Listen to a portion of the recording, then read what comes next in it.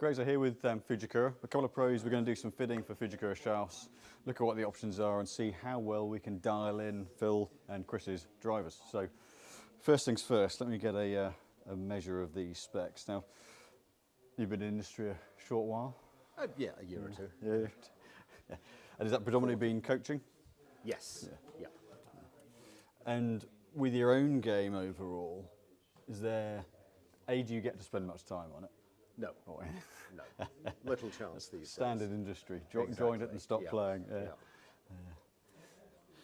And relative to how you've had this to come to have the driver as it is that something that you've done some specific work with, or is it one that you had fittings with before? Done by feel, it's evolved from one head to a new head to that head with a different shaft, and then eventually ended up with that shaft at that spec. Got it. And within that progression, what's sort of been that what's sparked that progression? What was the original head? Obviously, this is the Callaway, the Rogue Max ST LS head, so quite a low spin club. What was the original setup and migration? It was the original Rogue head at that loft, and had an even flow shaft, but that produced a lot of spin, which would obviously make the ball stall then going into wind, etc. And it was just an experiment with that shaft. When those heads came out, I liked the look of those. I had another shaft in there initially, which was absolutely fine, and then a friend of mine was using the Tensai shaft. I hit a couple with that and really liked the feel of it. The flex is probably a little bit more than my swing speed would rate, but I like the feel of it. I like the controllability, and I can consistently hit fairways with it. So that's the number one ask. I don't hit it majorly long or anything like that, but I know what I'm doing with it. And feel-wise, that sort of tightness and okay. Great. So what we've got the 9 degree and the +2, neutral setup +2, Tensei white 60 stiff, a little bit longer than Verticom standard up at 46. So swing weight's a little heavier, but purely because of the length. So I always go heavy swing weights, just because my swing is quite short, quite fast. If I have anything that's too light on the swing weight, I just lose feel of where the club head is. Absolutely. So I always up my swing weights. Great. And generally, from a swing point of view yourself, is there anything in particular you're focusing on, or that you've always sort of go back to? With little time to play, there's not a whole lot of work that goes on in my swing, but my worst characteristic is releasing too early, right arm straight onto impact, shutting the club face down, and get it turning low left. So I'm always working on ways to clear the body a little bit quicker, create a little bit more lag, and keep the right arm a little bit more tucked back into impact. And the good side is, which is always nice when it does, is that ties into preferring that heavier swing weight as well.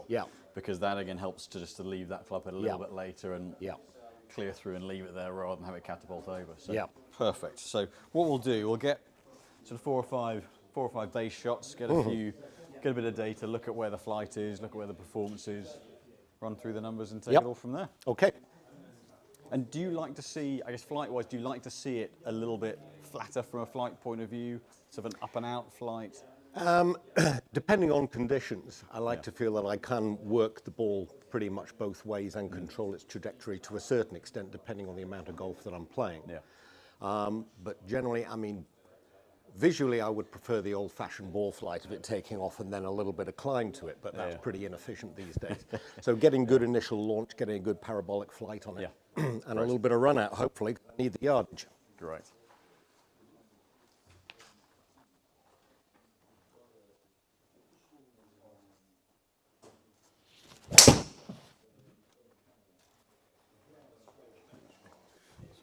Okay, just with the little kind of dot just on the top, because that'll get the measure on the spin. Thanks. Okay.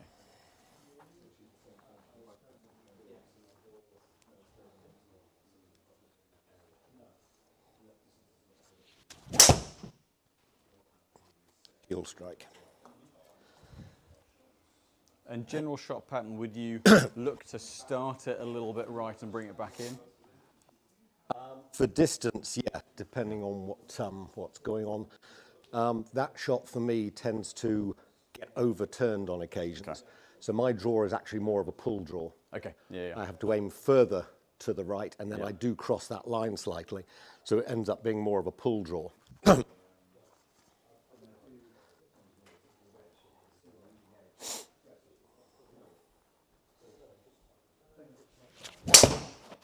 swing. Okay. That was solid. If you'd said anything else, I'd have been concerned based on what that one's just done. Okay. Just get one or two more would be great. That gives us a good picture of where we're at.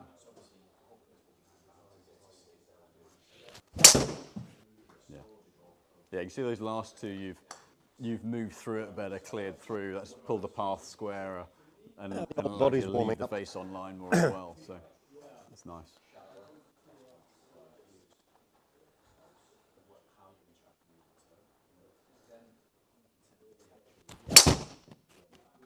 Okay. Okay. So great. So yeah, I mean, generally, the one you hit most solidly there, where you can the one you start, that's a solid shot. If we were to isolate that one, saying right, that's the benchmark essentially of where efficiency is great. There's another mile an hour or so. So the smash factor 148 in principle, there's 150 in there. But when you take into account launch, spin relative to angle of attack, the parameters there. If I pop it on an optimizer, what we can see, carry and total is that's a pretty good set of numbers. Everything in the blue, nice sort of mid-launch, neutral spin. I mean, from a raw distance point of view, if you could squeeze a hair more launch and a hair less spin, it'll run out a little further. But that's in a very good overall window from making sure you don't lose any carry distance with that as well. So, the good hits are in a nice place, and certainly, the LS head helps, especially where it's lofted up a little bit. By lofting it up, you're keeping the CG lower. That helps to keep the gearing and the spin off. So get that little bit of extra launch whilst keeping the spin down. Shaft-wise, mid-60s in terms of weight. It's a stable tip, so again, that feeling of control. Yeah. So it's going to be an interesting one in terms of seeing whether we can increase any speed on the one hand by going a little lighter, but whether that then loses your control. That's really kind of from a base start point, whether we need to stay in that mid-60s range or whether we can squeeze a little bit of it out. Whenever I've gone lighter, that always tends to float the head out in front of me and I get more heel strike. Yep. So again, having that little bit more heft all over the club, bit more in the shaft, bit more in the head, I get a little bit more shaft moving down onto the golf ball, and I can get a much more solid strike with that lighter feel all over.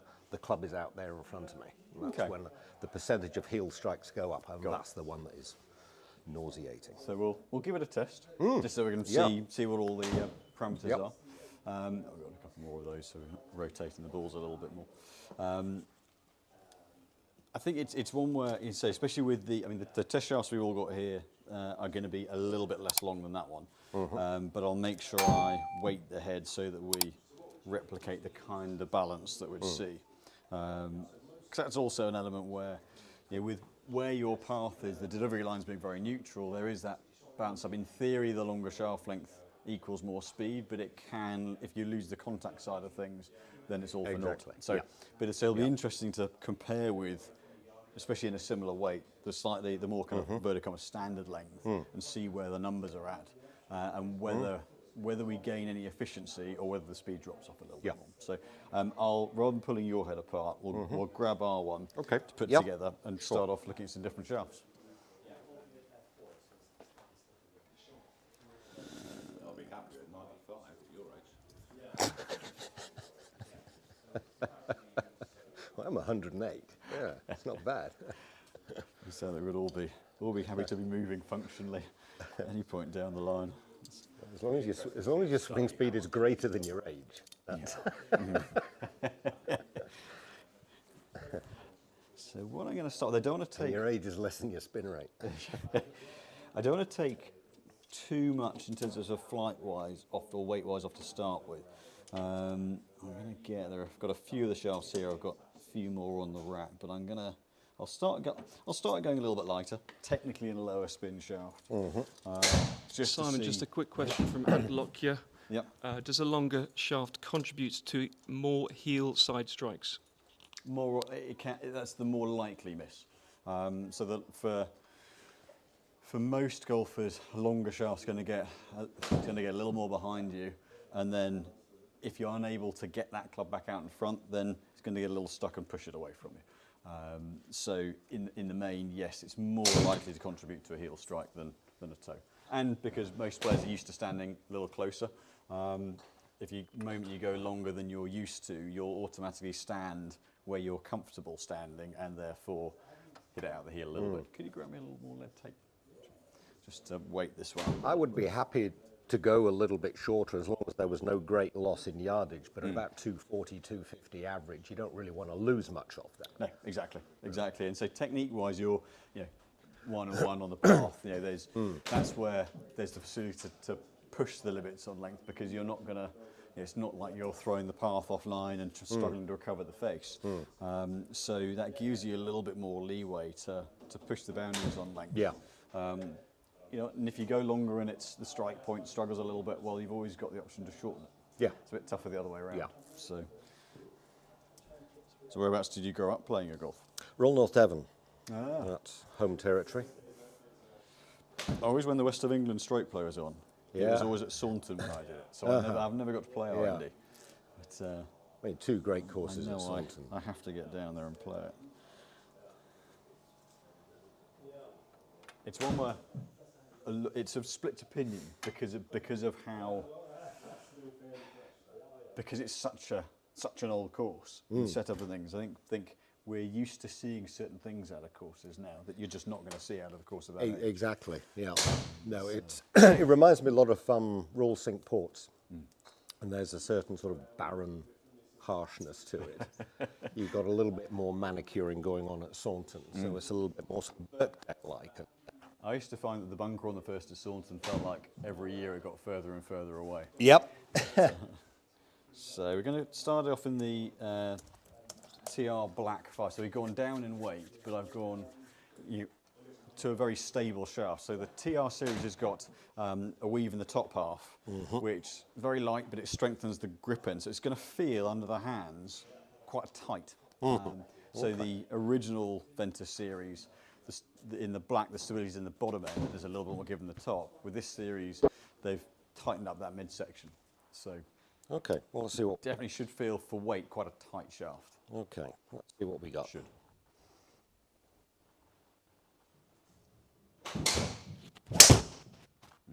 Okay. We didn't like that one. Okay, I'll do one more, but I can see one thing straight away.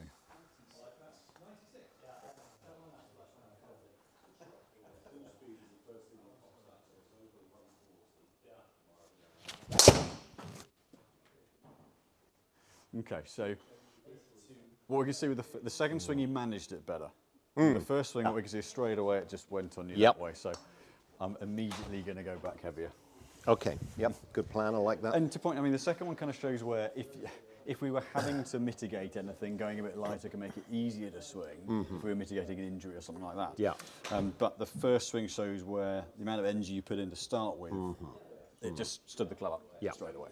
So hence your earlier comment, and you can I see can it straight keep away it back there and just use maintain the a weight. little bit lag, a little bit longer.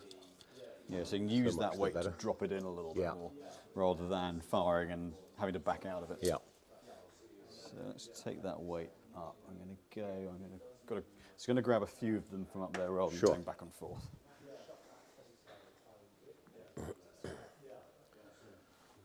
No one's got any spare gloves at all, have they? Yeah. I never wear one because I've got leather grips on mine, but on the rubber grips, I feel like Dan, you've got the smallest hands in the world.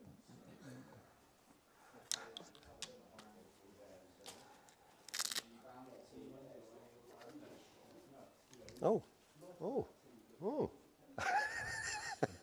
6. Depending if you're finished with that driver shaft, I'll grab that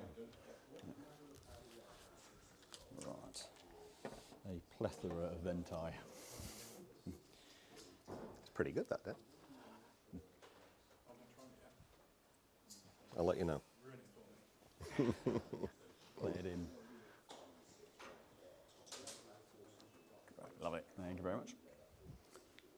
So we're going to take weight up, so into the 6 series, but into the blue. So I don't want to force launch angle down. So we don't want to use a shaft that's going to kill the launch. Yeah.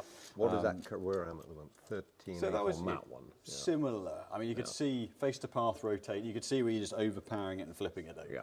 So rather than the club dropping in and you can using the weight to drive against and develop your speed with the handle. Actually, you can see club speed up slightly, but misdirected. So not a lot of use. Yeah.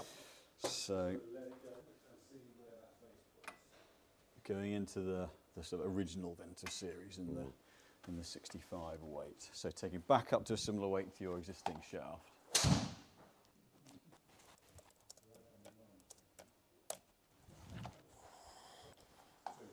Okay. Great.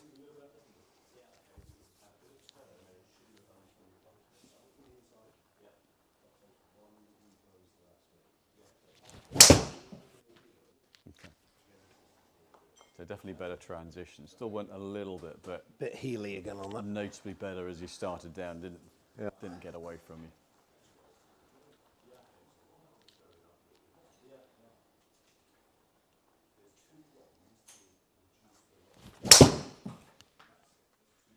Okay, so still got better base weight. Still going a little. So path, delivery line, lovely. Nice flight actually. Got to a little bit more launch, but didn't put spin on. Still just letting you overpower bottom end and flip it a little. I'm just gonna.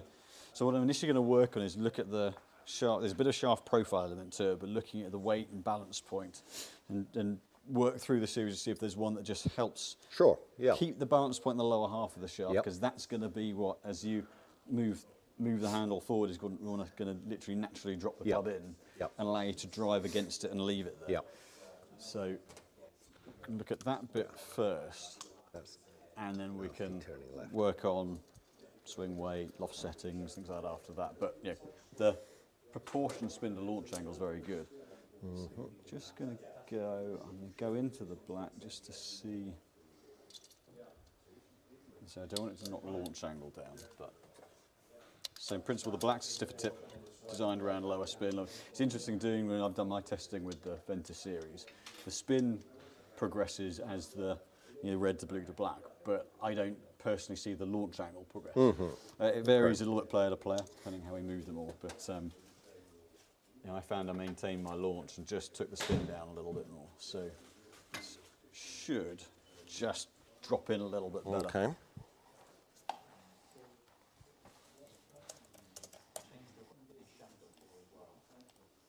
All good? Great, whenever you're ready.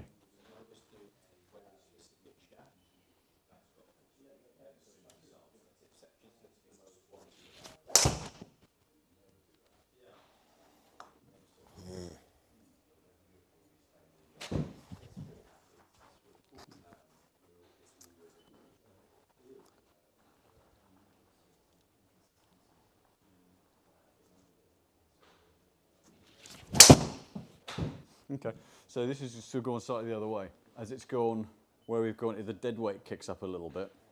Yeah. So, see, I don't want to do anything about that shape myself. I want to see if the shaft is going to do something. So what the shaft won't do, from the way it bends, is it will not alter left and right.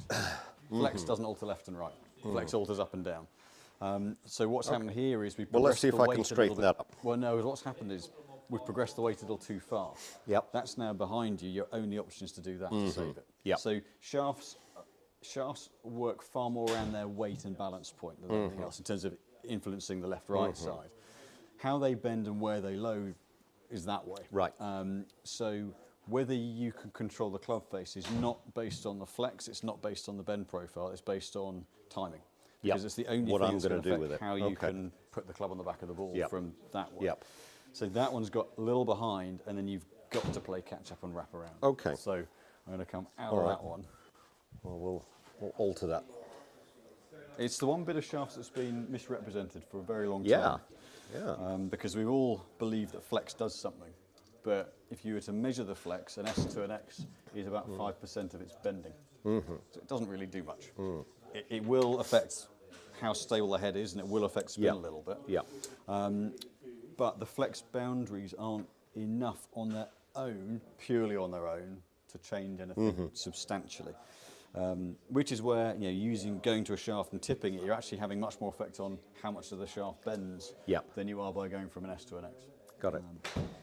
So I will go back to the previous shaft. I'm going to put the TR and the blue back together.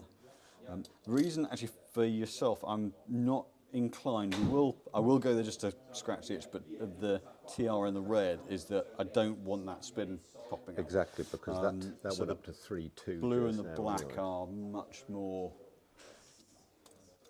the lower spin side, the more tip stable. Yeah.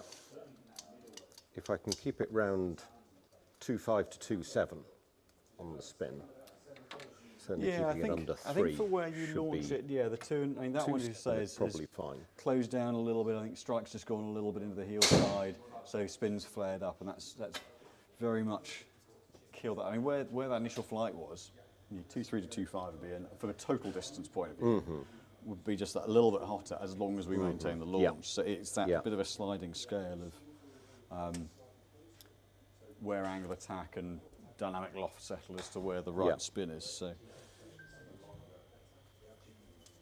just making sure we've got enough feel for the head. There we go.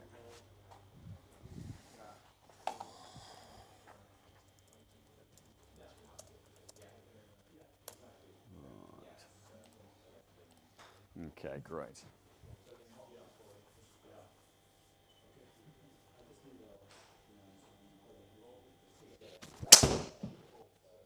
Yeah, right. Again, I'll see one more. I think structurally, there's a reason why that happens a little bit more with the TR series. Okay. Right, let's get this starting at the right a little bit.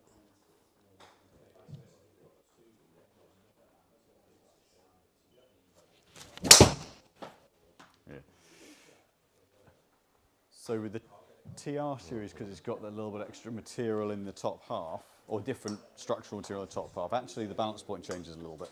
It's a little higher up the shaft. Okay. So you've managed the face straight. You've done it by holding it off. Absolutely, yeah, that was... And up goes the loft. So then you're either short and straight or left. Yep. So you're far more suited to the original series. I'm going to pick up a couple of other Fuji shafts so certainly the mid-60s weight, and certainly balance point mid to lower end is an absolute must. Yep. Yep. I'm going to go back to that Ventus blue, but leave you a little bit more head weight on it.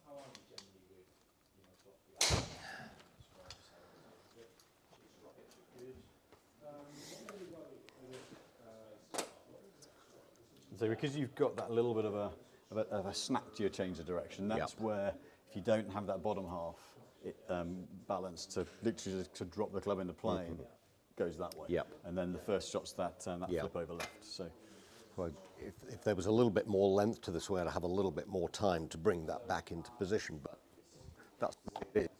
Yeah. There isn't much time in the transition. Okay. Yep, great.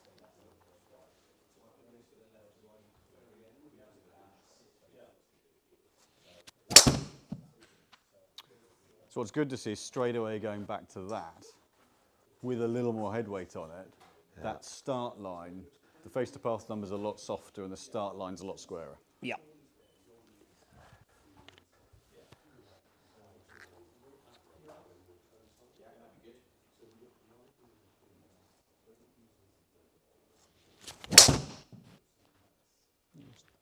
Slide over a little. Good.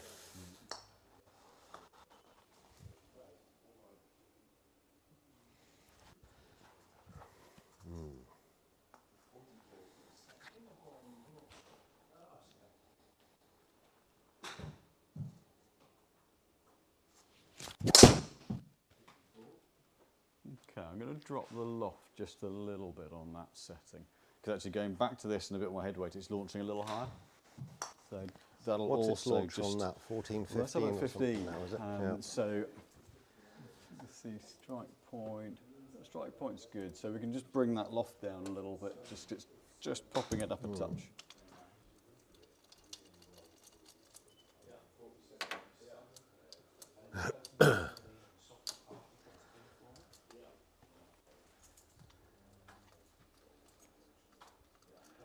probably going to have to overdo it, but if I start working the ball the other way, I just want to see what effect that starts to have on the numbers if I lose too much. There we go. Let's just avoid the left-hand side. Well, swing path, great. Yeah, that was half a degree from inside. Okay, all right. Yeah, one or two max. So it's not. Okay. What you're not doing is you're not adjusting your path to try to shift that, which is good. Well, we'll just see if we can go the other way a little bit now. Fed up with the left-hand side of the fairway. Apart from a toe strike. So the toe strike neutralised the shape. Yeah. But that was 2.5 out to in, 2.5 open. Yep. So dead square to target face, Okay. but Yep. path just moved that little bit left. Yep.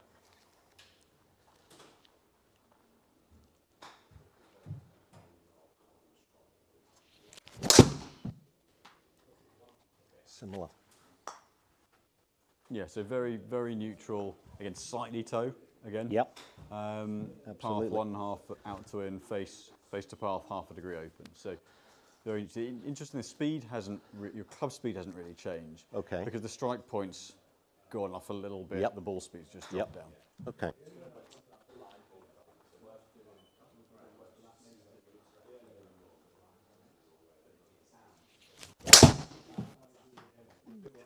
Sounds a little. I'm going to pull the tee height down a fraction. Just sounds a little high up the face. Yeah, those ones were. Just a little. I'll just rotate the ball as well. So I'm not used to being hit quite so regularly. This one fades. This one fades. Yeah, and what's gonna great with the happen, head is, say for you, is where it manages the spin really well. We're not seeing the odd one out of the heel strike goes up in spin, but the solid ones are low. Sound a better contact. So better with that slightly lower tee height there. And then that one you've worked the fade. Exactly, yeah. And that's just popped the spin a little bit. So if you soften that back, I mean club speed's creeping up a little bit as well. So you just soften that fade feel back down. That's interesting that number goes up as I get a little bit wider. I'm getting a little bit more width. When I go to the fade shot, 3-3 on the spin. Yeah, so that one where it's just overworked it across has just popped the spin up a little bit. Yeah, let's see if we can go a bit more neutral again.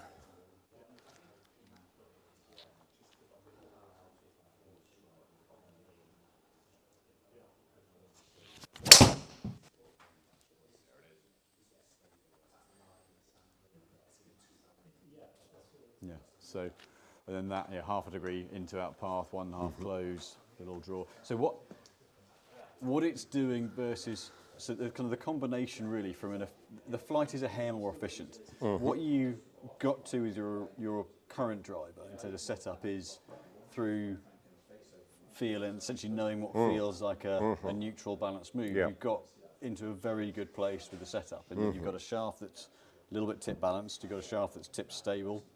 It's right in the right window on weight. What that setup, the only real difference that setup's making for you is it's delivering a little bit more launch, which allows you to take the loft down a little bit to create the same launch angle, which brings the spin down a little bit. So whether it's the higher launch and the lower loft, a little bit the shaft profiles. I mean, the Velocore is very good at stopping the shaft ovaling. Now, Mitsubishi make great shafts as well. But the Velocore in particular, the consistency of it, that's really the bit that's made the Ventus what it is. But we're seeing a hair more launch, hair less spin. Well, out of all those, Very this felt the most similar to what I regard as my sort of shaft. Yeah, definitely. Purely on a feel basis. Definitely. So this had the greatest similarity to what I'm already using. I mean, you'd probably find that, I mean, the Blue Series is not a harsh shaft. It's very stable, but again, the materials in it, I mean, it's been made tip stiff without being hard feeling. So you'll definitely, I think you'll feel a bit more loading from that shaft than the Tensei, having used that shaft before myself as well. So part of that, it's a bit of a feel thing. You could tighten the tip up a little bit. I wouldn't want to do too much because I wouldn't want the spin to start dropping off too much. But you could, if you wanted a slightly stiffer feel, you could tip it up another half an inch. That's as low as I would ever want to see. Yeah, I mean spin that to go into at that speed. The optimised numbers, I'll stick it on the carry total. Yeah, we can see there that assuming the screen shows correctly, there we've got the 14 launches on the upper end and the spins on the bottom end of that blue window. So if we put it purely on total, we'll probably say, look, that's absolutely fine. But as you quite rightly say, if it drops any more, it has that potential to fall out the sky. At less than 100 club speed, I want that dropping out of the air too quick. It's if you were someone who, I mean, you generate good launch, but if you were someone who really kind of hit up and hit 3 or 4 degrees, then and launched at 16, then you can get away with a 19, well, probably not 900, 2002-1 spin. So that, as you say, is as low as I'd want to see it. Because otherwise the carry starts to get compromised. But as you can see from the optimal numbers, technically 1 yard shy and carry, but 2 yards extra because of where that spin sits. So you're comparing that with the, I'll isolate the best tip with your current one. You can see it's just over half a degree higher launch, but a couple of hundred rows lower spin. And it's that element, that what we would call efficiency, that would squeeze just that little bit more out of it. But you've got to a driver that works very well for you because, say, you understand your swing very well and what works and makes it tick, and from a feel point of view, what you can respond to with your swing. So and the head's in a great place as well. So if you're in the standard model head, the non-LS, that would have been a little bit more draw bias, but would have popped it up and looped it. So got that little bit of variability in pitch of flight. Whereas this one, the LS has been very good at being low spin. That's some of the consistent. It's been one of the most consistent spin rate this year of any of the brands. And so you can then use the loft to control the pitch of launch rather than is it going to compromise shot shape? Is it going to compromise spin? Sam, just a question in from Tiger Tim. If you fit a player into Ventus Blue and the driver, if you wanted to stay in the Ventus range, what would tend to work in a 15-degree ST200 TS? Would it depend on what you wanted it for? The right one. If you're in the normal Ventus Blue rather than the TR. I'm guessing so, yeah. So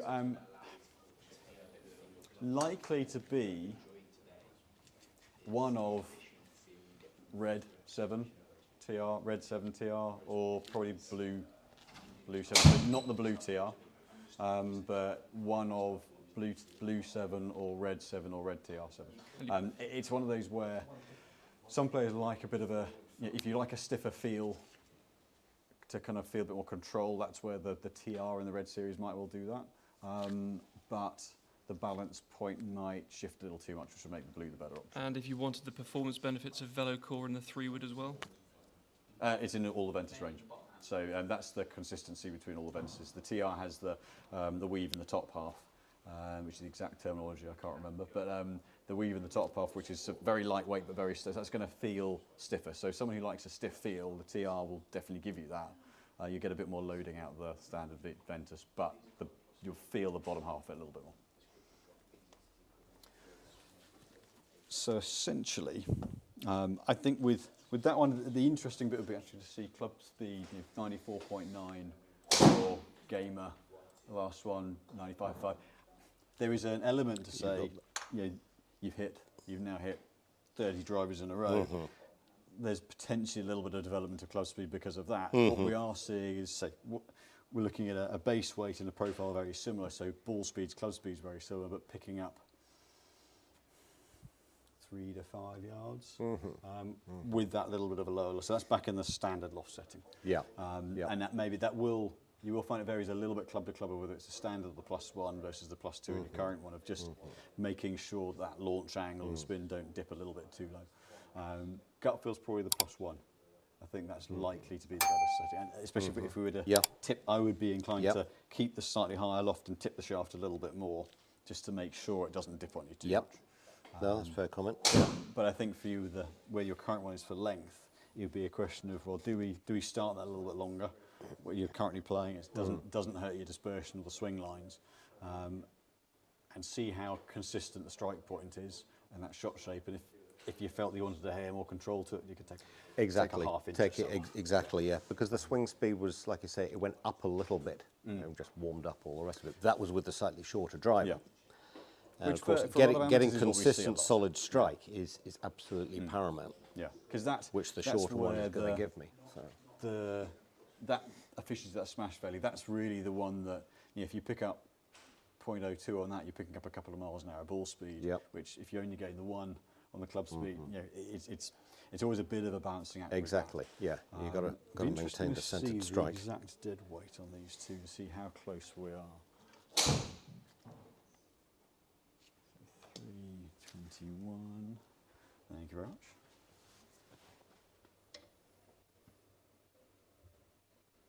So very slightly heavier total weight. On this one? 3 grams heavier total weight. So I think a little bit of that is to get the feel of the head, we have to weight it up a little bit. The Tensei White is noticeably a little bit more bottom half weighted than the Ventus. Ventus Blue's middle to lower half, but fairly. What was the difference in swing weight on these? This is a little bit shorter. Heavier dead weight on that, so swing weight on this at 45 inches D5, but your gamer driver being longer, it's up at just over D6, D6.2. But there's a length difference, and so the swing weight shifts around a little bit. So it's not a direct correlation. If you go half an inch longer, you'll definitely play 3 points heavier. It will always soften back a little bit. And I'm trying to remember the grip weight on those grips. Again, if you go, for example, if you were going a lighter grip to keep dead weight down, then actually you have to push swing weight a little further to feel. So there are kind of a few elements with that would play into. They're only low 50s, not much more than the standard very grip. standard About to 52, standard 53 grams maybe on the grip. So, as I say, very similar products, but of the Fujikura range, that one absolutely going to be the best combination. That was definitely the best performing, the best feeling out of any of those. I felt I had more control because it was closer to the performance of this, and I know where I am with that, having gotten used to it, that I could sort of I think it also by going to the different weights and styles, what it does show is that it's not just a case of being used to it. You've got to that because it works with the way you move and develop your speed. So, I've done some swing where I lost a little bit of lateral move, and so my setup's changed a bit because I'm not needing the club to drop in behind me as much to save to start it right for a hook. And so, as swing styles adapt a little bit, as we work on swings, they adapt a bit. The club's got to merge with it, but ultimately, how you fire and how your technique and muscle groups fire, that dictates how that's got to be set up to complement it. And that's the consistency bit. As we've seen with this, you can within a couple of swings you can find a way of getting the face square, which is no use on the course. No, so, you've got to stand there and just bullet the thing, and hopefully it performs. All right. So I'll make a note of all those specs there.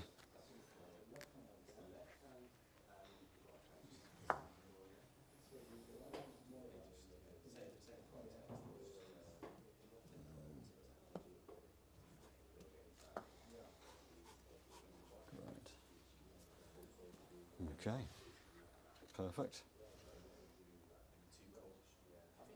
And it is also always nice to find out that what has worked for you is a good reason why. Exactly, yeah. So it's also a nice sort of function doing these tests. We can say, right, it's there is a slight change there, which is always great to find. But you've come about to what you've got for very good reason. Well, maybe enjoyable more luck than judgment. Well, luck works as well. Brilliant. Luck works as well. It's good stuff. All right. Next up, Mr. Moss. I might take this off and do it on the one underneath. Cool. Start it up there.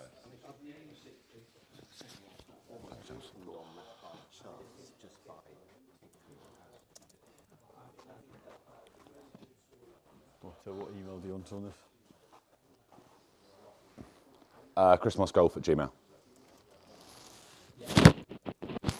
I've got muddy shoes, Simon. That's right, we've got a Hoover.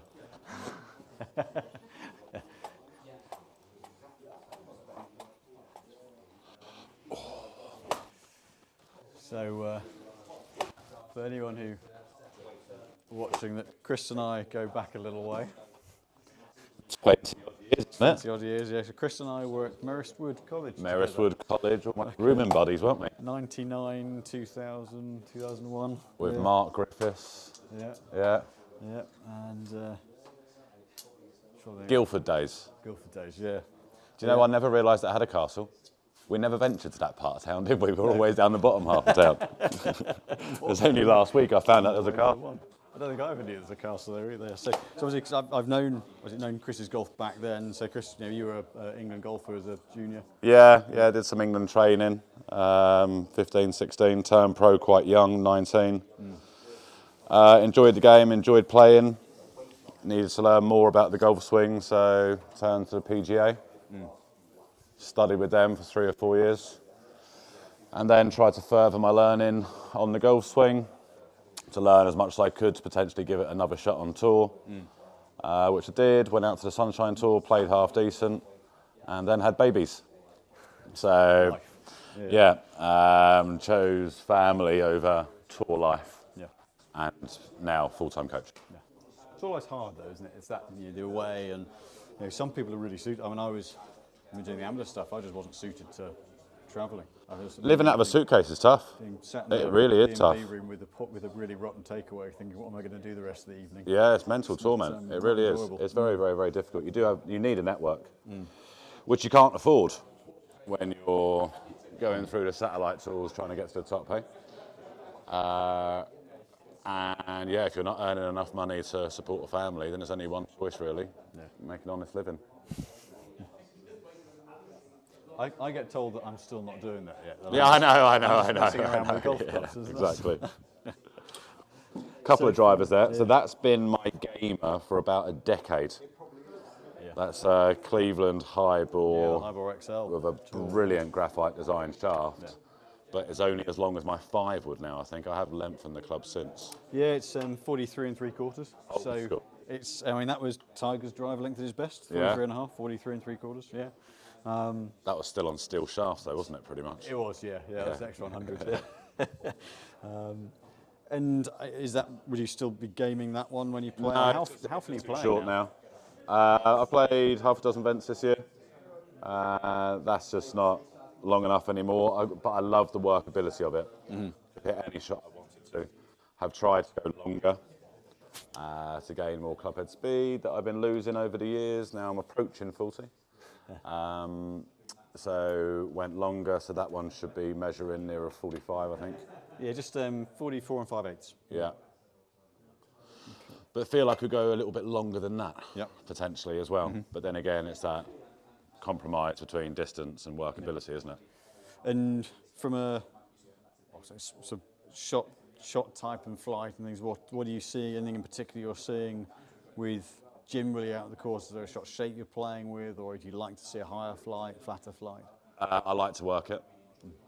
If predominantly power fade would be my shot of choice. Yeah. I can talk to that. The hook won't listen, as you know. That's just going to go left and keep going left. I like mid-launch. I'm getting higher. I'm getting closer to the higher launch. I understand now that I do want to launch it higher, so I have looked at going up or to a degree in loft. Have you worked angle of attack for that as well? Angle of attack, I'm massively up. Okay. So I could go to 7, 8, 9, 10 up with ease. Okay. So if I am going for the bomb, I certainly don't need loft on the club. Yeah. I'm trying to monitor that angle of attack at the moment. So if I'm trying to hit fade, I'm trying to feel that angle of attack's -1, -2. Yeah. And I don't have to try and hit draw. Draw is my natural shape. Because I remember from younger days, that was always not a big draw, but it was always a little right to left. Yeah, right. So when you're working that fade feel, would that the feel of -1, and that would get you to say 2 or 3? It's the feel of -10, because I'm normally +5, +6, +7.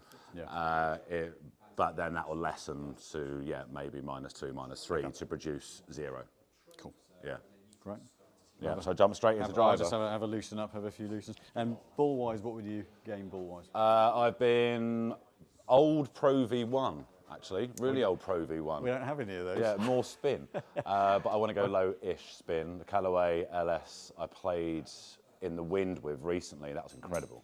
Yeah. I couldn't believe how much the low spin actually changed the flight, dramatic. But I potentially need a little bit more spin than that, so normal Callaway Chrome Soft. Okay. I might need a few. Oh yeah, take your time. Is that line in the middle, Simon, or is that slightly offset left? It's slightly offset, just so move your it to the line right is down the edge, basically down the line of the mat in front, the small mat in front of you, so kind of parallel to that.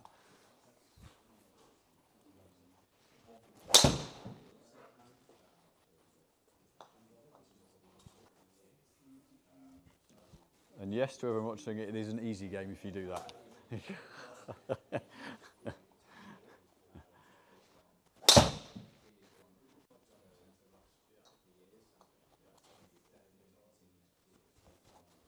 Was that toe? Yeah, 1.5 open face to path. So it'll just been the toe that geared it. In terms of with what we're looking at, do you want to look more at head up, like complete head? Just obviously for Phil, the driver head worked great and he's very comfortable with it, but are you looking at kind of the total thing, or are you comfortable with? I want the shaft predominantly. Yeah. I want to get the right shaft first and then match a head into that shaft. Yeah.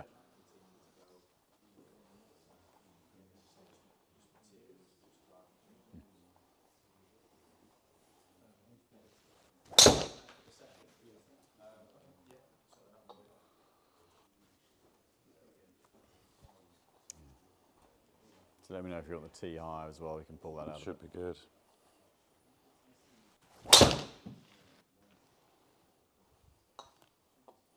Sickening, isn't it, seeing someone just chipping away a warm-up swing at 107. We've got one of our chaps here is obscene, and he has a 6-iron speed of 104. Jesus.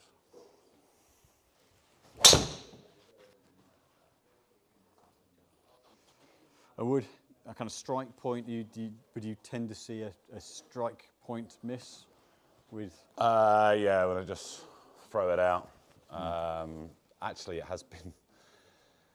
It depends what it's like on the morning of the tournament on the range. Yeah, like it could be heel side, it could be toe side. It's just adjust. Yeah. I potentially adjusted too much the day before. Yeah. And it's amazing how much it can move overnight. I don't know what I do in my bed to make that happen.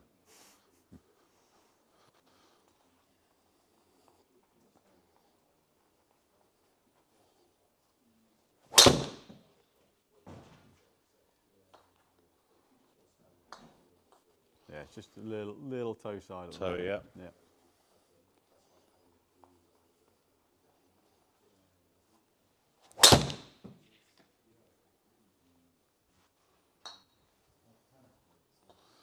What would be your kind of on-course, sort of normal stock speed for a kind of standard drive? 106, 108, 110. Okay, yeah. I'm just going to change that angle of attack a wee bit.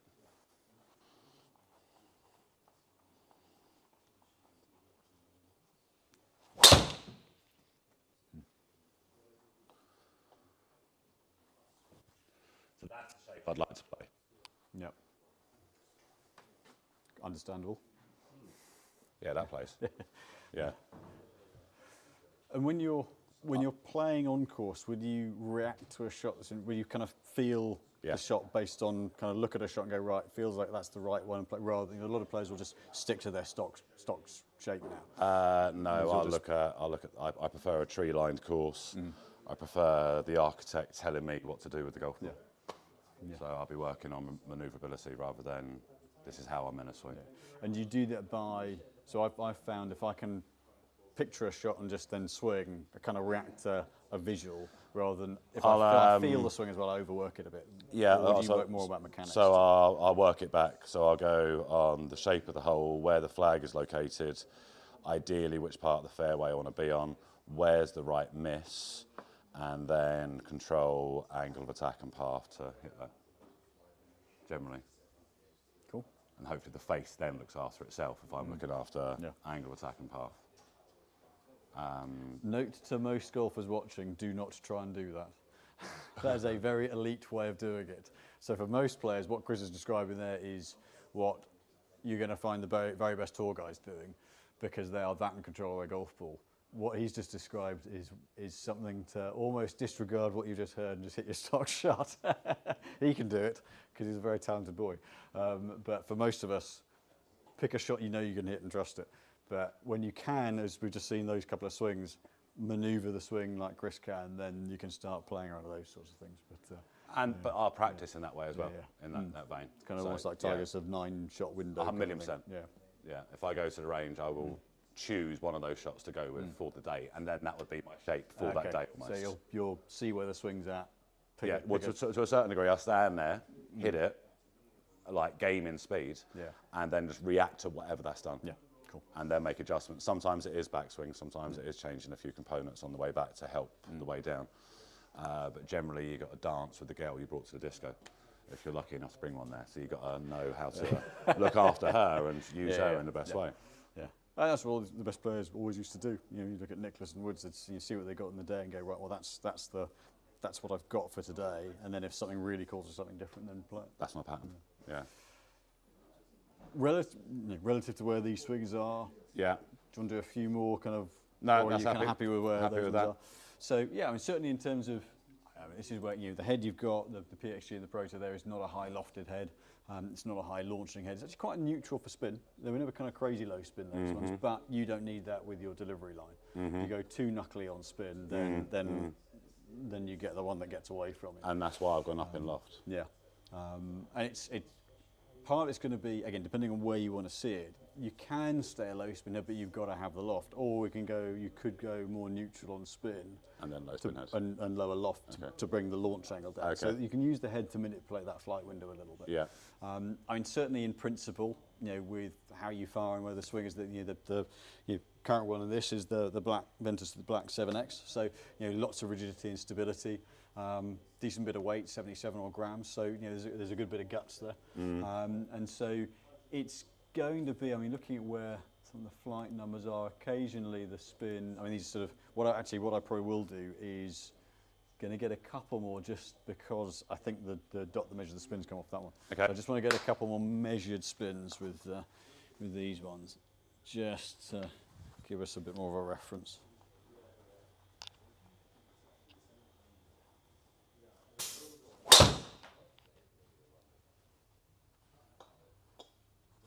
Okay. That was toe side. Okay, that explains the spin. Was it 1800? 14. 14. Okay, T3, I'll just make sure that dot's right on the top, that'd be perfect. Okay.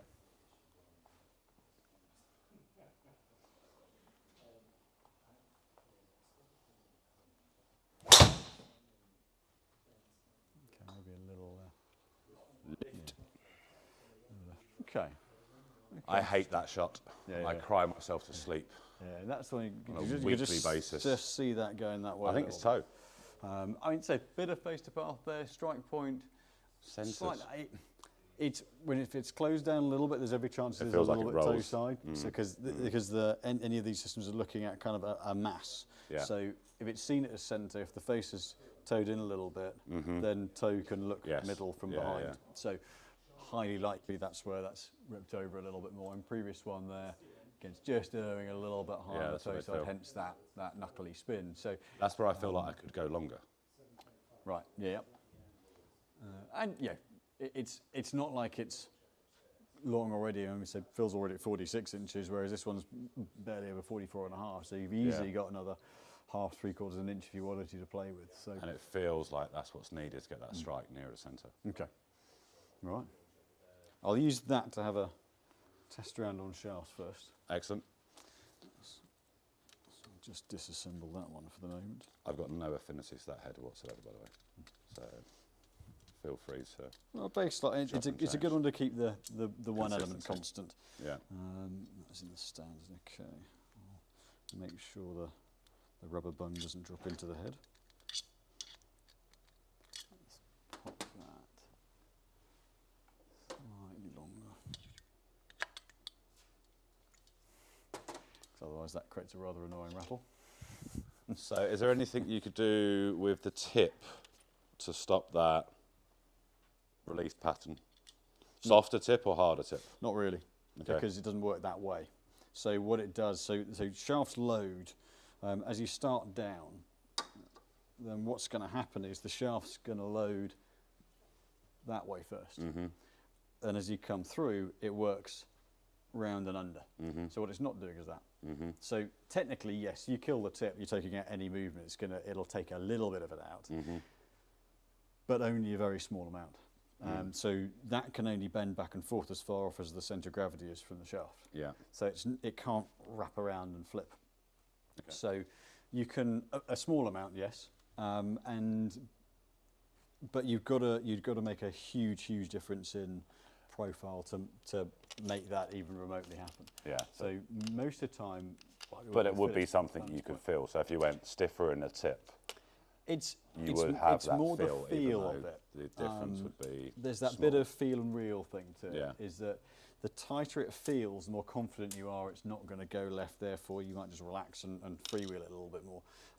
In terms of how much loading and bending there is, I say it's like between a kind of the stiff and next conversation is that it actually doesn't have a vast difference. But what it will do is it'll tighten it up, and if it feels like it's not going to go left, you'll commit to it and keep rotating through and clear. So then it's much more about where the weight is to create that timing of when it comes through, because we put much more torsional force on the club than the shaft will. Yeah. So it's about matching in the levers of you accelerate and that momentum matching up to bring it through at the right time. Okay, so where would you put the weight in the shaft then? More in the bottom end. Okay. Well, it depends on the player. Yeah. Some players, if it gets behind, they're going to catapult it and flip it and hook it. Yeah. Other players, if it's too high up, you're going to overpower it and flip it and hook it. So it sounds like I'm really hedging my bets, but it is one of those where, depending on how you develop your speed, muscle groups, if you get lateral, then you're going to do it anyway. Yeah. So yeah. So it's a potential. It's to a put potential stiffer, heavier tip. Yeah. To stop me crying myself to sleep tonight. Thank you. So with you already in Ventus Black X, I'm gonna go. So I don't wanna go overly heavy, because I think that's just going to get it behind, and then you're going to catapult that over. I'm going to go into the TR, but I want to isolate head weight a little bit more. Some players, you want to isolate head weight to drop it in, others it's lower half of the club. So feel very much lower half of the club. Yeah. So let's go, plethora of them here. Where have I put it? There definitely is a TR Black X. Have I not picked it up off the rack?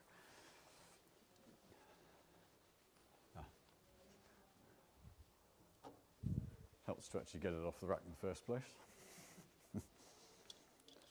And you're thinking X, not S? For you, yeah. Part of it is, this is one of the tolerances on the tips. James, could you very quickly it's the tiny tolerances on those, just to file that a little bit. So for you, when you're up at the 108, 110 speeds. Where's the crossover for S and X? Generally around between 100 and 110. It depends. So if you get someone who's got a sharp change of direction, you're loading it more, you're going to deflect it more, and then the stiffer feel's going to feel like you can get a sharp feel like it wobbles quite a lot if you go a little soft. Or you go into something like the TR, which is stiffer through the top half, and it feels like it hangs on tighter. Okay. You can get someone who's got a very quiet load and develops a lot of speed, but it's all in one plane and there's no rotation, and you can err softer if they want to feel like it pops it up. Thank you very much. You can get someone at 102 who has a bit of a change of direction, works the handle down, it's going to feel like it wobbles all over the place. Yeah. Okay. So I say most of the things that you ask me, I'm going to kind of find a real politician's answer to it, 'cause it's so particular to the player. Let's get a slightly longer screw for that. But for me, speed, current speed, and then potential miss being left, going softer would make it potentially worse. It's gonna, it's gonna err towards that way for because it's going to come in this way. Yeah. A fraction more. And you don't want to exaggerate it. Yeah. Or even do you want to exaggerate the feel of it happening, because you're just going to reject that straight out the gate. Yeah. My miss was always left, and I couldn't stand it, and it felt like it moved. Because I was clearly so strong. But no, I mean, just anything with the left misses, if you're rotating yourself, you're just not going to want to feel anything like that in the swing. So I'm going to bring the swing weight up a little bit as well, just to make sure we don't lose that bottom. And I want to draw the head weight out a little bit more. So I'm going to leave it in the standaloff position as you had it. Simon, a question from Peter Cantor, possibly controversial. He says he knows this is a Ventus demo, but at what point might you say that it isn't the right range for Chris? Well, once we've gone through the different weight profiles and kind of work out what suits Chris, ultimately you've got to work out why a certain weight and balance profile and timing profile works. From that, I mean, you've got things like, you know, if you take we're here talking about Fujikura's range, you've got the Speeder NX, which has got a different balance point, softer feel. It's a bit of lead tape off. At what point, I guess, yeah, once you see that each different balance profile doesn't work, then you've got to, I'll stick a fresh bit on, then you know you've got to go somewhere different with it. So, you know, theory with shafts is great, but in practice it's got to work for the person swinging it. And it doesn't matter what bend profile or what theory you put on it, if the player and the club don't compute, then you've lost control. So, you know, fitting really is educated A/B testing. It's trial and error. You never know what's going to happen. Ooh. Okay, so to swing that, because what I've done a little bit with this profile, there's a bit more in the butt end, and I've weighted the head up. Does it feel a bit disconnected? It feels heavier. Okay. The overall club feels heavier. Yeah.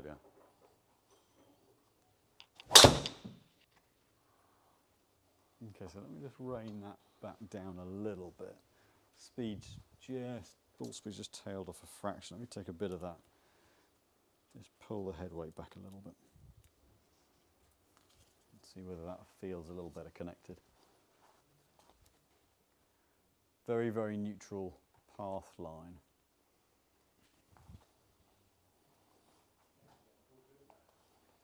It's amazing the difference that little bit of lead tape made. Yeah. Was that extra heavy lead tape or just standard? You do get different thicknesses. That one? It's the thicker one, because it takes a lot less of it. You have to wrap a head in the thinner stuff to get any difference at all. Better. Yeah. You see that get out in front a little bit more. So what, in terms of what Chris is referring to there, we took off about 1.5 centimetres of lead tape, so about a half a point, 3/4 of a point. Yeah. But when you're moving a couple of grams worth less, up to 108 miles an hour. Okay, that's still got a little bit of that left. Less so. It's got a little bit less flip. Okay. That felt better about the lead tape. Well, the speed went up too, didn't it? Let's just reference that one. Okay, so still, because it's a hair longer, still slightly heavier than the balance on your existing one, but I'll just, okay. I think I'm going to actually get one of the other range, just to put a little more weight in the lower half of it. So I'm going to get the Motore series.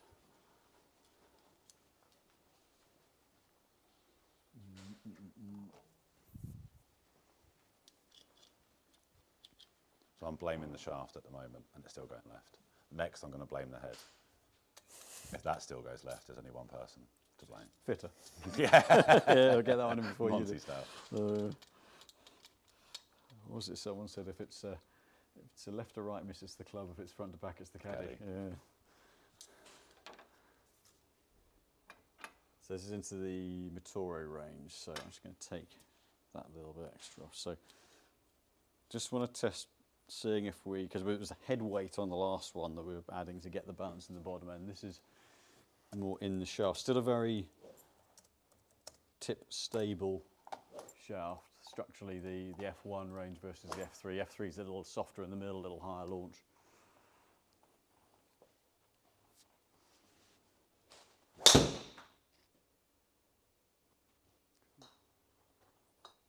How'd that feel? Better. Smoother. Okay. Like the weight was in the right place.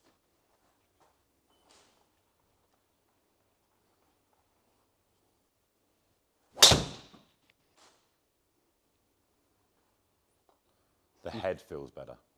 Okay. Now. Yeah. So getting it in, if we isolate head, so the first change was obviously stable on hands, but isolating head weight, which what that did is it felt heavy because it was lead ball at the end of a piece of string. There was kind of not a lot connecting or less connecting you to the head. Yeah. And so taking a bit off made it feel a little more even balanced. That one, the weight's in more in that part of the shaft, the lower half. So you're swinging the bottom half of the club rather than having to sort of just find the ball with a head that's kind of out the end of not a lot.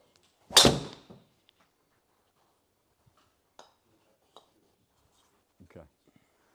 So where we're at now is you're not having to worry about it flipping round left on you.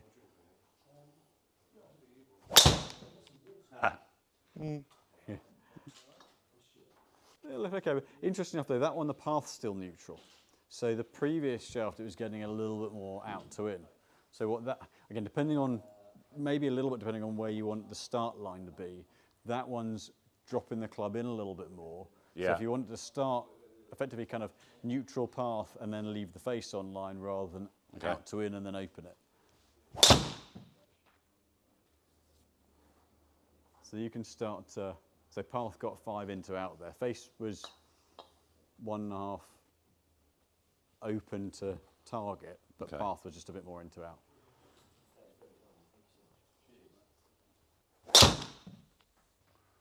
So that's certainly allowing you just, that's a toe strike, because face to path 0.1. Face to path, then much squarer, much squarer.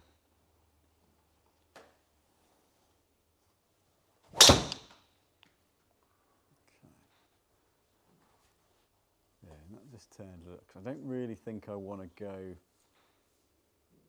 Don't particularly want to make the head heavier. I think then we start to get in behind, and so a lot of the swings. If I take the first couple for you, were 0.2 and then 1.9. Yeah, so I changed the path on those last 3.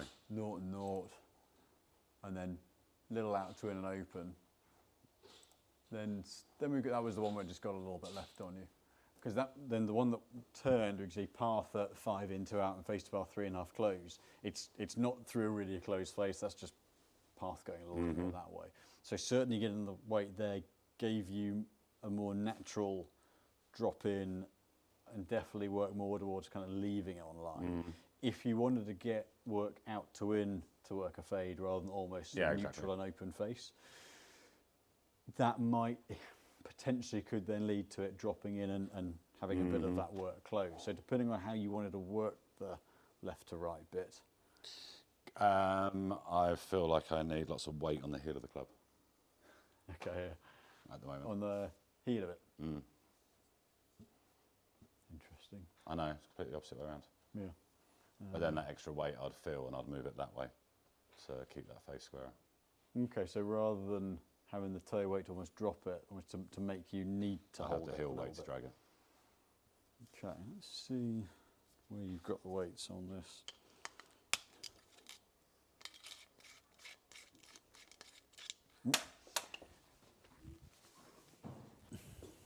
Always back to front. Yeah. There's always one that's I mean, a lot of golf's counterintuitive, let's face it, isn't it? But you do get times where, and if you set the face up closed, then you'll naturally work it open. So if you're someone who reacts to those bits, then actually, I say, well, what we can do with this is put the heavier weight into the heel side and see. Probably got a spare weight as well, actually. So that's the 50. I'm just going to check out what we've got on each of these, just to.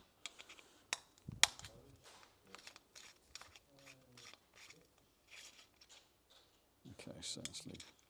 So you've got the single heavier weight in there. So let's.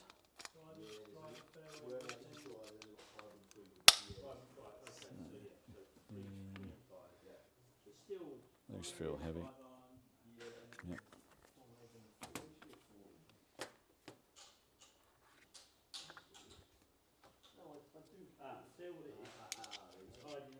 And what about a fade biased head?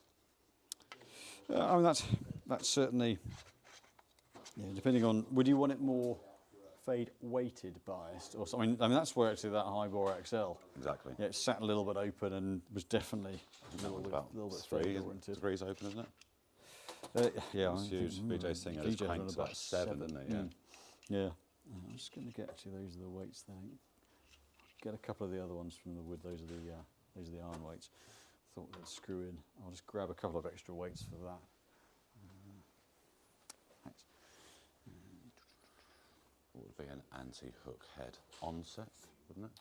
Do a couple of 7s or so, or at least a 10 and a onset driver.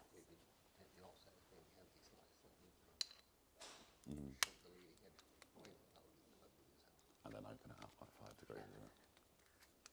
We won't draw that again. Ah, cool. Thanks.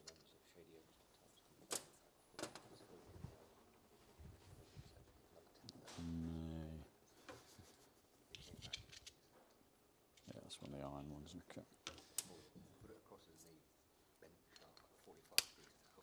I bet it works. Charging for it as well. That's the thing with all these weights, there's so many variants of them. Finding the right ones. Okay, let's go. Let's go. All fingers and thumbs. Oh, cool, thanks.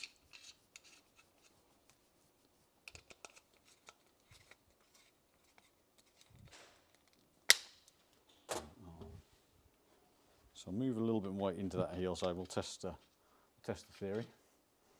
And then once you see what this one does, I'll get a couple of heads that actually do sit just that little bit more. We can set a little bit more open.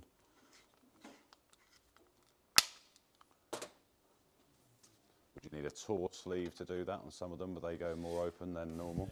Yeah, there are some heads that are naturally sitting a little, well, some of it's a vision in terms of with the rounding on the toe are sitting, looking a little bit more open. As I say, the Cleveland head really does sit a few degrees open. The other way is to take a slightly higher base loft and then turn a little loft down, and that'll open it up a little bit as well. So you can go between the lofts and make it sit where you want it to.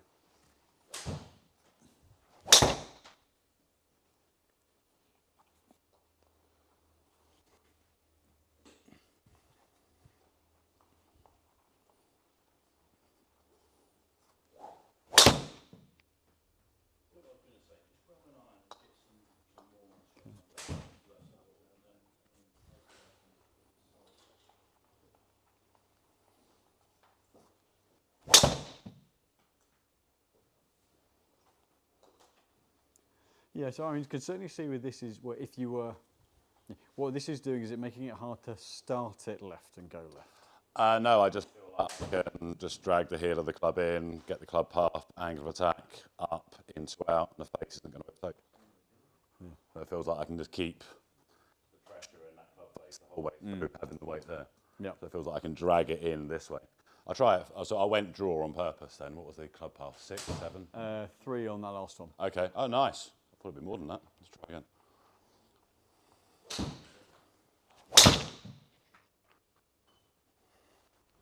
Weirdly, it doesn't feel like it's going to turn over. I mean, the thing is, part of it, you're only moving 7 or 8 grams in a 200 gram head, so it's not a huge difference. Let's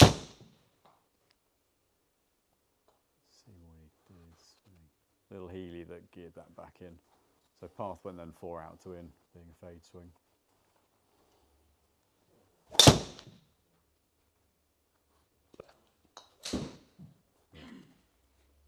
Okay, I'm going to get different head profiles, see where that changes that to.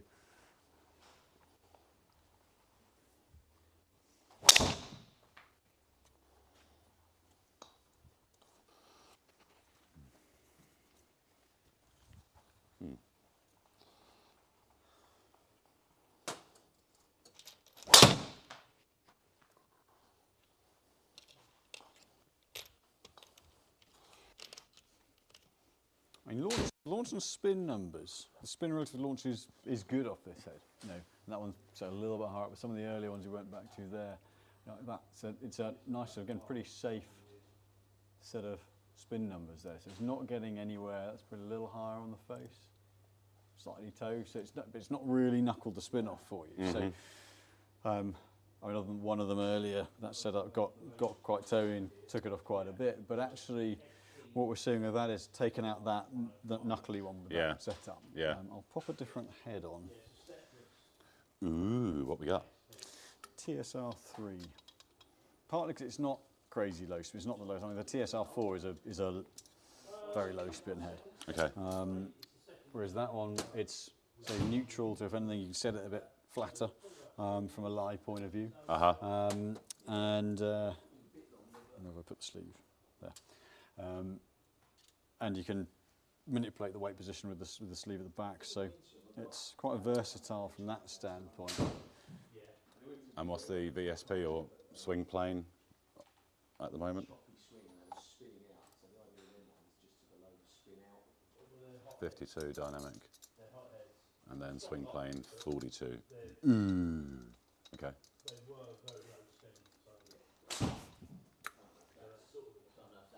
So in terms of what you're looking for there, I'll let you explain that one on those bits. If I have to pull that screen up again. I've got to be exiting left with that VSP.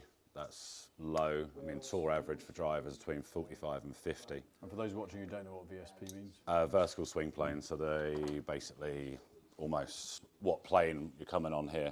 Yeah. Yeah, I'm too shallow. Hence why spin is relatively low and always has been too low. So then a dynamic lie is going up 10 degrees from that swing plane. So I'm trying to stand the shaft up to try and control the actual face itself. That's where it gets. When it gets the right hand release and thrown at it, run out of right arm. So I've got to get that VSP more left. That's why feeling that path left is more beneficial to me. Let's move that weight into that near a zero. Weight into the heel, like we did in that last one.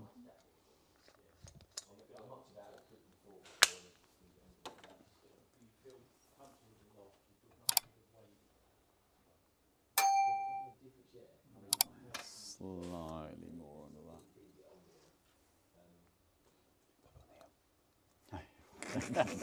It's all in the mind. There. Stick it onto that heel side for you. There we go. Awesome.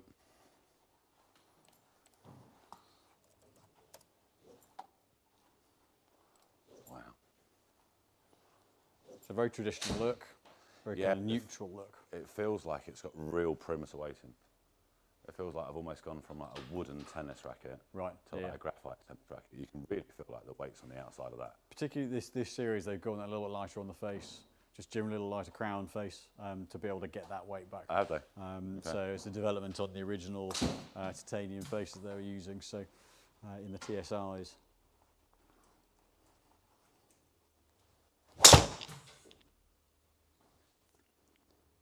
Left. Ball speed good, but a little left.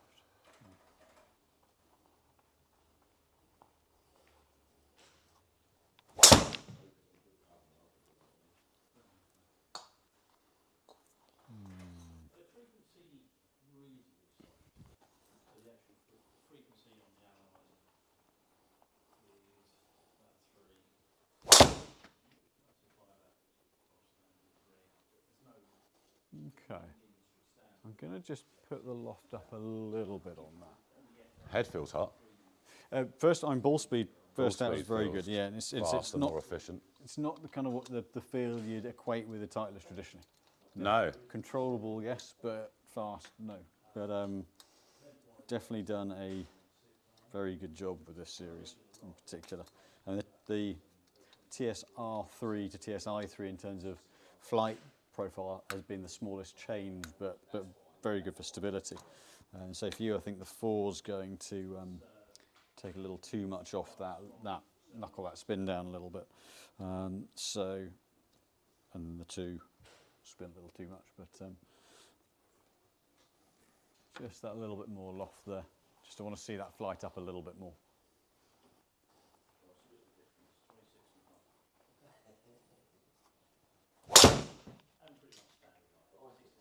Going over 160 ball speed. Okay.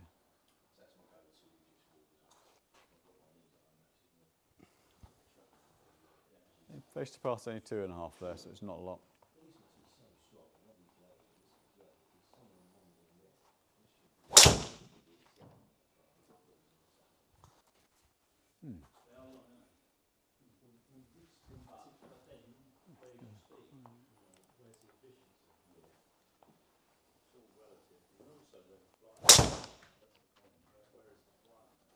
Strike getting a little lower on the face? It wasn't that one. I might have changed the angle of attack too much. We're up to 6.5 on that one. Yeah. Let's try a slightly different launch.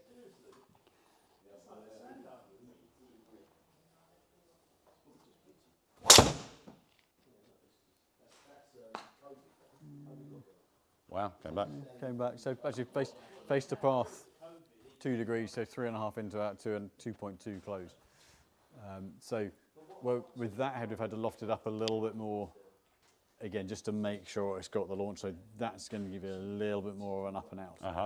I guess partly with some of the newer heads, the spin's starting to get a little bit lower where they're chasing a bit of yardage. So it's where someone like Spieth, for example, refused to change to some of the from his 910 until the TSI because they were lower spin. It had to launch higher, but he didn't want to see it in that window. Yeah. So he kept the 910 for goodness knows how long. Let me change that up a little. I'm going to just look at a slightly different head for that. I'm actually going to go to the 2, just to see if we can retain a bit of spin and bring that, depending where you want to see it, but bring that flight down a little bit. More yours. Also take out the chance of a knuckle. Just want it 12 degrees open. TSR head feels very hot.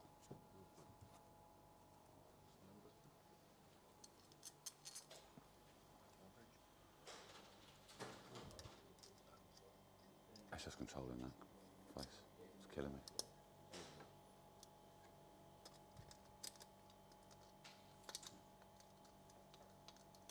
What's the most open one of your modern drivers will sit?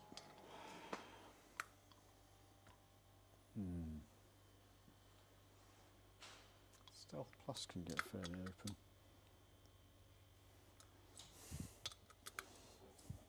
I'll see where the spin goes this, and so we'll get, because that it's whether with that, because of where the weight is, you might be able to go 10.5 minimum loft to get it cranked open potentially.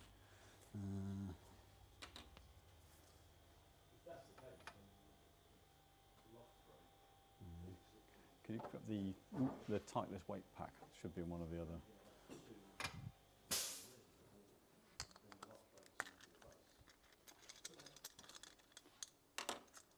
You put them all at like D2 or?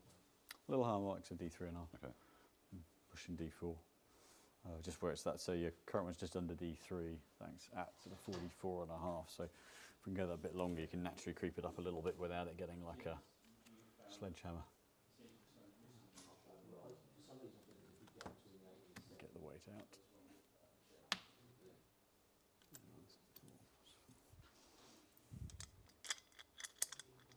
Is that non-movable? Yeah. The 2? Okay. So the 3 is the 8. Well, 4 you can move front back. The 3 you can move side to side. Okay. The 2 is where it is. So God, that's fugly, isn't it? it's a little bit deeper at the back.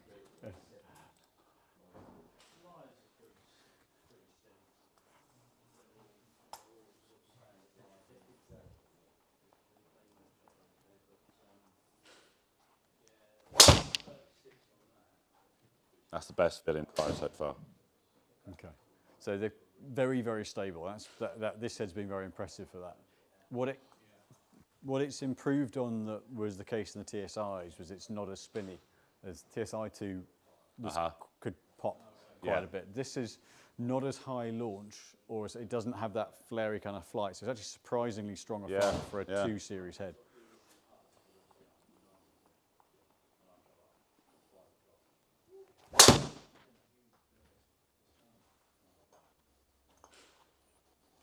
Just got under it a little bit, so just pop launch with your speed. I'll just switch the ball and just rotate it with your speed. I don't want it to you can expire it too many times in a row.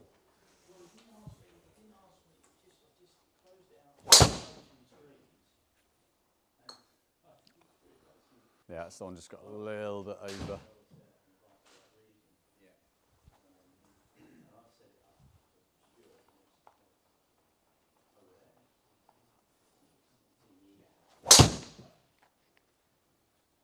In terms of what you're feeling with the swing with these shots, is there anything you're consciously doing from a feel point of view? Trying to hold the club face wide open. Trying to, okay, because it's just, it could be with the weight. If the weight's a bit far back, it can get it working that way and round and closing a little bit. Okay, I feel like I need a get the. Let me get that Stealth Plus so I can put the weight in the heel.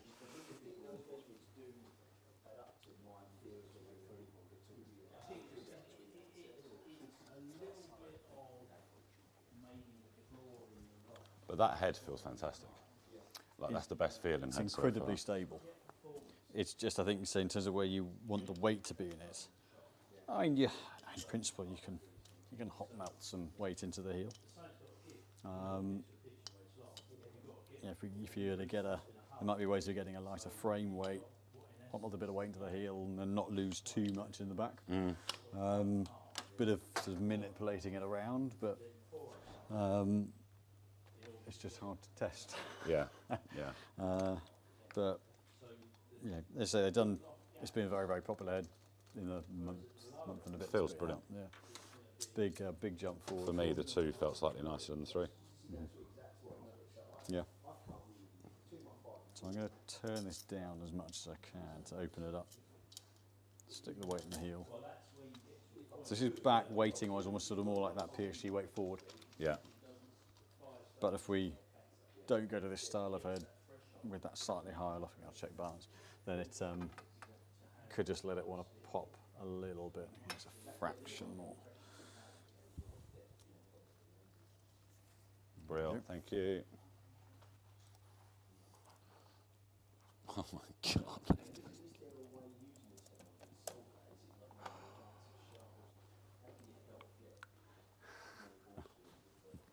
Can't say it. Okay. That shaft feels very different. The CG change will make it it'll feel like it moves around a little bit more on some. Flex has gone up. It feels like it's changed.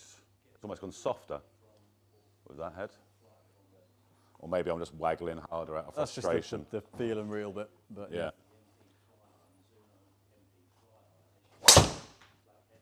Please don't feel nice, TaylorMade.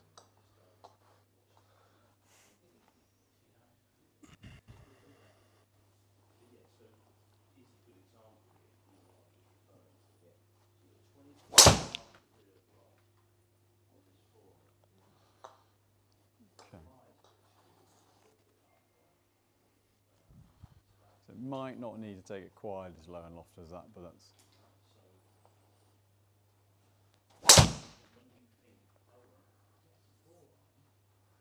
okay. It's the ugliest looking driver since the Callaway FTI, compared to the Titleist. Oh yeah, Titleist classic, pretty. That's so nice looking. This is sort of shout. I mean, the whole reason for being red was so you could see it from 300 yards away. And why they do green ones? Just in case someone fancies one. Yeah. We've done one with a white, with a yellow face for some before. Yeah, on the My. Matching car as well, probably. Shaft colour. Yeah. So I mean that one actually very, very, very consistent on launch spin numbers. Very consistent there. Really? And a little bit tighter on the face to path numbers as well. The head felt nice. The head feels solid, strong. Yeah. Different sounds. I think the thing with TaylorMade, there's always a reason why they do something, but they'll do it so it's noticed a little bit more. And some places don't like seeing, there are a lot of players who've seen the coloured face and go, I just don't want to see that. The text there. And talk me through the actual shape of that. So why is it so bulbous in the top right-hand corner? That's partly to do with some of the aerodynamic work they've done. Like with Sim, the speed in motion bit. It's about getting it's like reduction in the car. It's getting the air traveling across the head in the most efficient way possible. So most of the time, as you're working the club head through, it's going that way across the head. Yeah. So it's actually more about the aerodynamics in that plane, because at the last minute it gets square. So the face, that being a bit more rounded, gets it flowing across there. So you get a little bit more into that way to facilitate that. Interesting. Could you realign the spine or the cured part of the shaft to that as well? You wouldn't really want to, partly because you're likely to influence something away from neutral. The peering side, I think you'd always want it neutral, and then use the weight positioning in the head and the face bias. Okay. Because if you're trying to align away from the plane that's going to be delivered in, then you're just not going to get the same consistency of that twisting. Whereas if you're trying to align it down the line of the swing at impact, then the principle being the recovery is going to be back in a more consistent line. The moment you take it off, then you start to bring in a bit of a loop. And is the pure part of the shaft facing the target? Doesn't have to be, but in the main, yes, it's target facing. You can put it behind. Yeah. Again, that principle being it creates a little bit more load back that way because it's a stronger side pushing forward and creates slightly more launch and spin.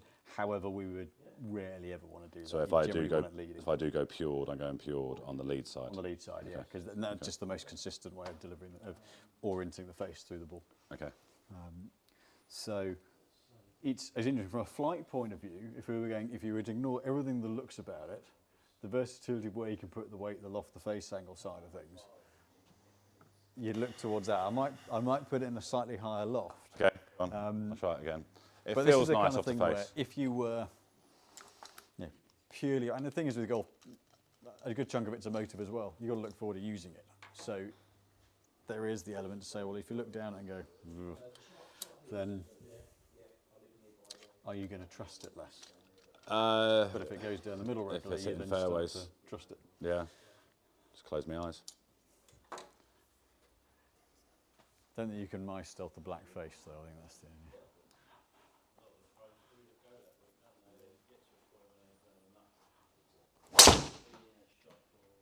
He'll hate this working. He'll hate this. He'll hate it if this works.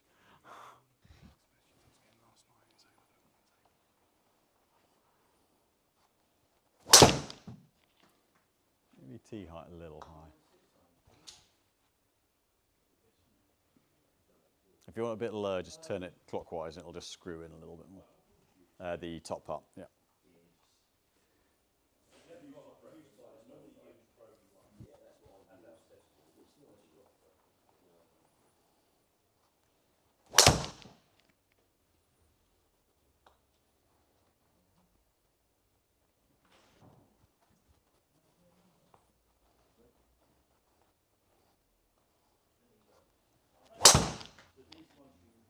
Went after that one a little bit more. Okay, so path went. Yeah, I tweaked path there, tried to hit. 6 in, 7 up. Big draw. Yeah. Head feels nice. Head feels really good. Strike feels great. Can you set it 7.6 degrees open? Okay, we can ask tour department for an open head. I mean, but that's where the higher loft and turning it down. If you you could utilise the 9 head and loft it up and get the same exact loft, but you're then going to create the slightly closed space, whereas that one you're flattening it, opening it a little bit, so getting it sat kind of more in that kind of Cleveland vein, the highball vein of toe down, a little bit open. Yeah, it's versatile head. I mean, certainly Tedaway went there with the face simply because you've got 40% of weight saving on the face, which is that's the big. That's why they haven't done it on the fairway woods, because you can't save that amount of weight on a much smaller face. And there'll be, no doubt in the new year with the updated product that comes out, it'll be a progression on in some shape or form.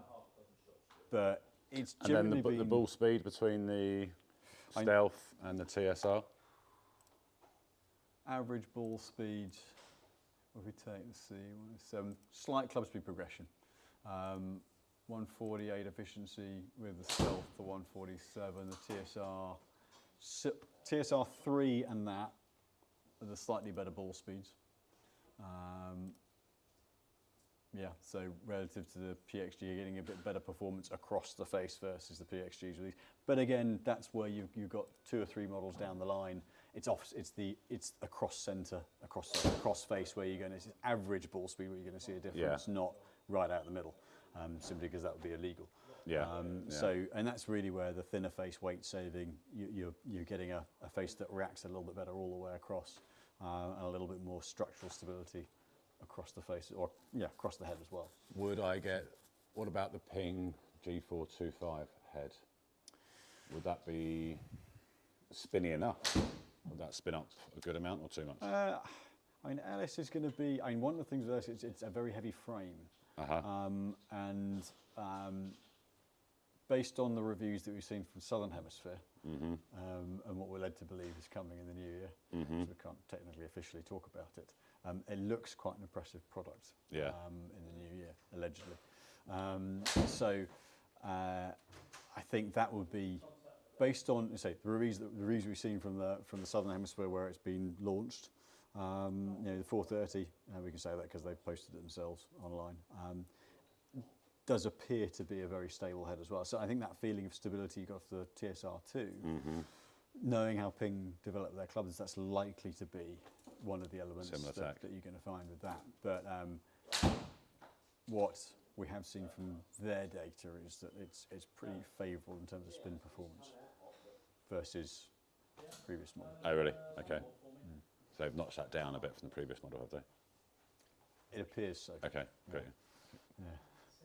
Can't speak from personal experience. And then shaft-wise, are we happy with launch?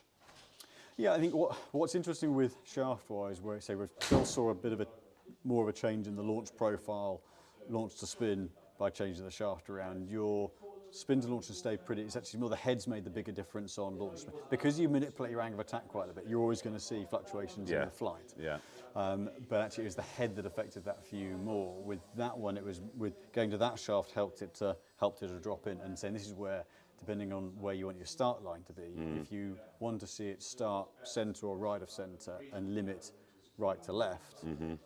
That's a great shaft for you because it's just dropping it in a little bit more. Yeah. If you were saying, right, I want to see it start left and fade, that it might just need to drift a little bit just to help you get it out there and not then catapult. But certainly from a consistency of what it did to your transition, that shaft helped it to drop into the same plane more regularly. It's just then a question of how far you move your path, from not over moving it into out. But when you worked it out to win, it was more of a straighter shot. Yeah, exactly. Rather than creating the fade. Yeah. So, I mean, that's a great setup for you to set up pretty much neutral, start it right of centre and drift it back. Yeah. Rather than work it the other way. But consistency of ball speed and launch and spin definitely tightened up the moment we moved to that profile. Yeah, agreed. So, okay. But I think, head-wise for you is going to be, again, a little bit of that flight window. Getting it sitting open that way, it's going to require a hosel that moves a reasonable bit. Yeah. The Titleists don't move a lot. You can move, so the tailor-weight hosels you can move 1.5 degrees, pushing 2 degrees on some of the tall ones. So you can actually get quite a big change in the face angle aloft to help it sit the way you want it to. And then you've got the sliding weight to move the CG. Yeah. So you've got within that package, you've got all the bits that allow us to set a club up. Yeah. Other than potentially the design, the colour design element to it. I'm assuming if it was a kind of a blacked out head, that we could get to sit and do all of that. It's going to visually suit it a little bit more. But in terms of dynamically, we can get each element we want out of that. And when the first couple of swings you put on, there was a noticeably less shape to it. Will be a progression of that in the new year. January, Feb, there'll be a new launch of the tailor-made stuff. So there is an option again in the new year once all the new products come out on the head side of things to go, okay, well at that point, so you're back end of the season now, is there one that ticks every single box? Yeah, got you. And how many will provide a tall sleeve that would go more than 1.5? I mean, they now standards pretty much at the 2 degree sleeve. You can certainly get hold with the relationship we've got. We can certainly get hold of them. Yeah. They're nearer the 2 than the 1.5. The 1.5 actually with the older ones, so the 2 are the standard ones now. Okay. So not difficult to get hold of. Okay. Brilliant. So slight progression. Weight and general principle of the shaft. Tip stable, low spin, structurally rigid. Yes. Absolutely in the right area. It's just a slight development on material, slight development on balance point. It just helps drop in. It's a little more tip heavy and help drop in a little bit more. So consistency we saw with Phil in terms of what worked. Just a more brutal setup. That shaft Built my swing around that. Basically. Incredibly stable. Yeah. So, but I think the fine tuning of the head's going to be that's going to really dial in the trajectory. Yeah, agreed. Brilliant. Thank you, Simon. Pleasure. Appreciate your time, buddy. Good fun. And your expertise. That was superb.